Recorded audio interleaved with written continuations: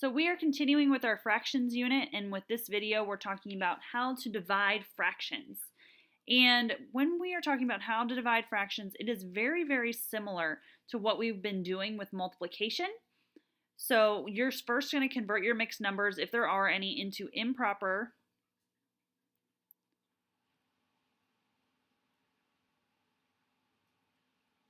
fractions.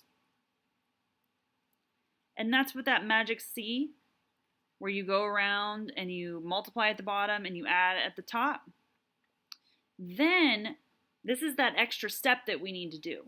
We are going to keep the first fraction the same, switch the sign to multiplication, and then flip the second fraction over, or do that reciprocal. With division of fractions, you must do this every time. When you do this, it turns the problem into a multiplication problem, which makes it easier for us to solve. So if we look at this example here, 3/4 divided by 1 1/3. Well, automatically I have a mixed number. I'm going to turn it into an improper fraction. Multiply at the bottom, add at the top. 3 times 1 is 3 plus 1 is 4. So the first fraction stayed the same because it just carried over. Now it's still divided by, and then it was 4/3 as the improper fraction. Now, the step I need to do is this keep, switch, flip. I'm going to keep the first fraction the same. 3/4 stayed 3/4. I'm going to switch this division sign to a multiplication sign. And I'm going to flip the 4/3 over into become 3/4. So I do the reciprocal of the last fraction.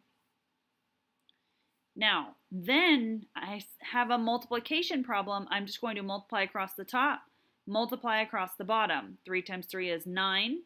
4 times 4 is 16. Then I need to ask myself, can I simplify? Well, they are not even. They don't end in 5 or 0. They don't end in zeros. They are not doubles. Evil 3 doesn't work. It works with 9, but evil 3 doesn't work with 16. And then the numerator doesn't work. 9 cannot divide by 16. So it is done, and this would be the final answer. So let's do some examples together. If we look at number 1, I have just 4/7 divided by 2/7. I don't have any mixed numbers, so I can do the keep, switch, flip to turn a division problem, that's nasty, into a multiplication problem to make it easier. So I'm going to keep the first fraction the same, which is 4/7. And for right now, I really want you to practice writing just the keep, switch, flip, the KSF, underneath the division problems so you get in the habit of doing keep, switch, flip. So you have a division symbol. I'm going to switch it to a multiplication symbol. I have 2/7, so I'm going to flip that over to become 7/2.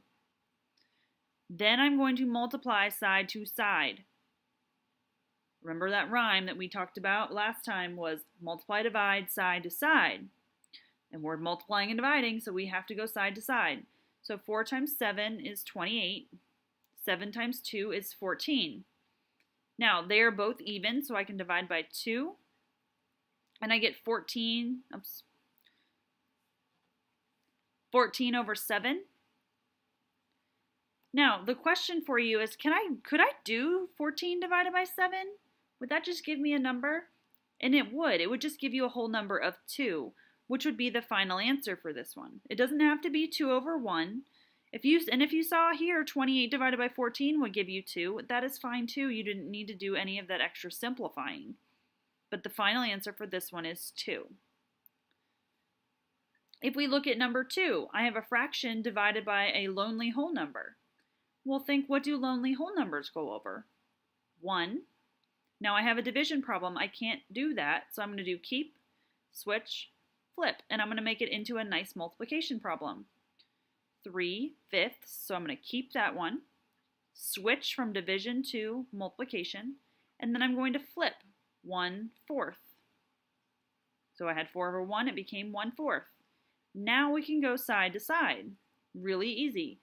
3 times 1 is 3. 5 times 4 is 20. Can I simplify it any further? I can't. They're not even. They don't both end in 5 or 0. They don't both end in zeros. They're not both doubles. The numerator won't work, and evil 3, though it will work on the top, 20 doesn't divide by 3, so it is done. And then the last one, I have 2 mixed numbers here, so I need to do 2 magic C's, multiply at the bottom, add at the top. So 4 times 2 is 8 plus 3 gives me 11 over 4. Leave it division for right now. Do the second magic C, multiply at the top, bottom, add at the top. 3 times 5 is 15, plus 2 more gives me 17 over 3. Now that I have the fractions, I'm going to do my keep, switch, flip. Don't do your keep, switch, flip while you're messing with mixed numbers and improper fractions. That is the biggest mistake that students make, is they try to do too much in one step. So do your improper fractions, then do keep, switch, flip. So we're going to keep the first fraction the same, which is 11 over 4. Switch from division to multiplication, and then flip 17 over 3 to become 3 over 17. Now I can go nicely across the top and across the bottom. 11 times 3 is 33. 4 times 17, if you don't know that, come over to the side and do some multiplication, because remember, we can't use a calculator for this unit. 7 times 4 is 28. 4 times 1 is 4, plus 2 more gives you 68. So the denominator is going to be 68. Now, can this simplify any farther? Well, they're not both even, because 33 is not even. They don't both end in 5 or 0. They don't both end in zeros. They're not both doubles. 33 is a double, but 68 is not. Evil 3, 33 divides by 3, but 68 doesn't not divide by 3, because if you add 6 plus 8, you get 14. And 14 is not divisible by 3. And the numerator is not going to work. 33 does not divide into 68. So it is done there. Okay, so what I want for you to do is I want you to try number 1 and number 2 by yourself. When you're ready, unpause the video.